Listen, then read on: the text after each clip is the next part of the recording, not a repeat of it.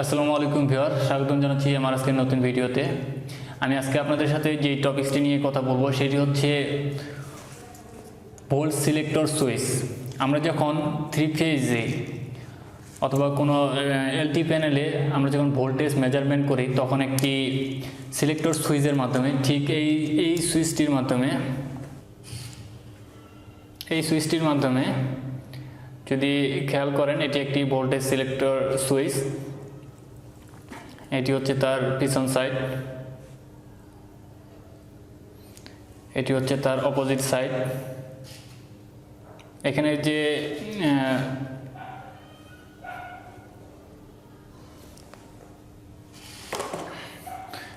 যে দেখতে পাচ্ছেন, এখানে যে ওয়েবটি দেওয়া আছে সেখানে লেখা আছে TSNR, অর্থাৎ এখানে যে এনটা যে সাইডে আছে সেই সাইডটা হচ্ছে নিউট্রাল সাইড, আর যে অপোজিট যে সাইডটা আছে সেই সাইডটি হচ্ছে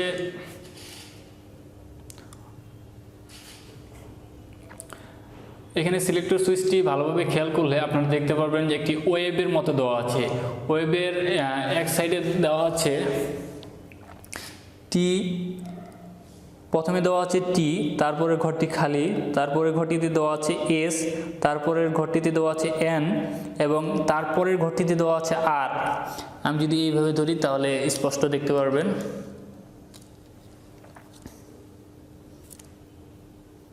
ওকে, আশা করি দেখতে পাচ্ছেন TSNR। এই সিলেক্টর সুইচটি TSNR দ্বারা হচ্ছে, এখানে প্রথমটি হচ্ছে যেই সাইডে টি লেখাটা আছে সেটি হচ্ছে একটি ফেজ, তারপরের যে ঘরটি ফাঁকা, তারপরের ঘরে লেখা আছে এস, এই এস দিয়ে হচ্ছে দ্বিতীয় ফেজ, তারপরে যে পাশে যে ওয়েবে যে ঘরটিতে এন লেখা আছে সেটি হচ্ছে নিউট্রাল টার্ন, সেই সাইডটির অংশটুকু নিউট্রাল পয়েন্ট। তারপরে ঘরে লেখা আছে আর, সেই সাইডটা হইতেছে আরেকটা ফেজ, অর্থাৎ 3 নাম্বার ফেজ। আর ঠিক তার অপোজিটে যদি আপনি খেয়াল করেন তাহলে দেখতে পারবেন লেখা আছে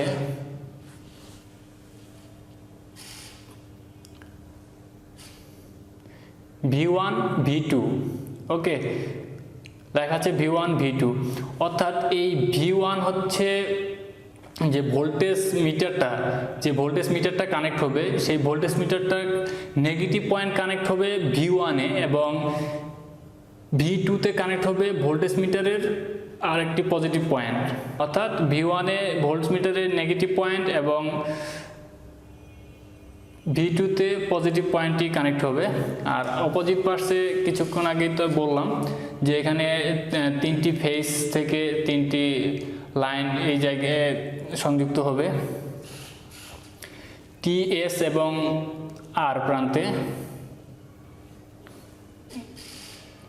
TS এবং R এ 3টি ফেজ এসে কানেক্ট হবে এবং ঠিক তার অপোজিট পাশে নিউট্রাল পয়েন্ট যেটাতে N লেখা আছে সেই N a neutral point connect হবে।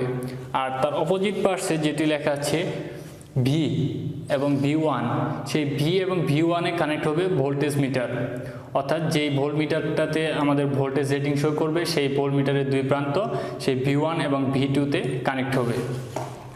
তো এটি হচ্ছে মূলত সিলেক্টর সুইচের কাজ, যেটির মাধ্যমে আমরা যদি সিঙ্গেল ফেজ লাইনের কারেন্ট দেখতে চাই তাহলে প্রত্যেকটি লাইনের আলাদা আলাদা আমরা ভোল্টেজ দেখতে পারবো। যদি 2টি ফেজের ভোল্টেজ দেখতে চাই তাহলে এই সিলেক্টর সুইচ অবশ্যই আপনাকে ইউজ করতে হবে। এছাড়া আপনি কোনোভাবেই 3 ফেজে ভোল্টেজ সিলেক্টর ছাড়া একটি ভোল্টমিটার দ্বারা আর একের অধিক লাইনে যদি ভোল্টেজ চেক করতে চান একটি ভোল্টমিটার দ্বারা, তাহলে অবশ্যই আপনাকে ভোল্টেজ সিলেক্টর সুইচ ব্যবহার করতে হবে। আর এই ভোল্টেজ সিলেক্টর সুইচটি কিভাবে কানেক্ট করতে হয় সেটি, তো আমার ভিডিওটি যদি আপনাদের কাছে ভালো লেগে থাকে তাহলে অবশ্যই আমার চ্যানেলটি সাবস্ক্রাইব করবেন এবং আমার পাশে থাকবেন। এরকম ইলেকট্রিক্যাল রিলেটেড আরও নিত্য নতুন ভিডিও পেতে অবশ্যই আমার চ্যানেলটি সাবস্ক্রাইব করবেন এবং পাশে থাকা বেল আইকনটি প্রেস করবেন। ধন্যবাদ সবাইকে।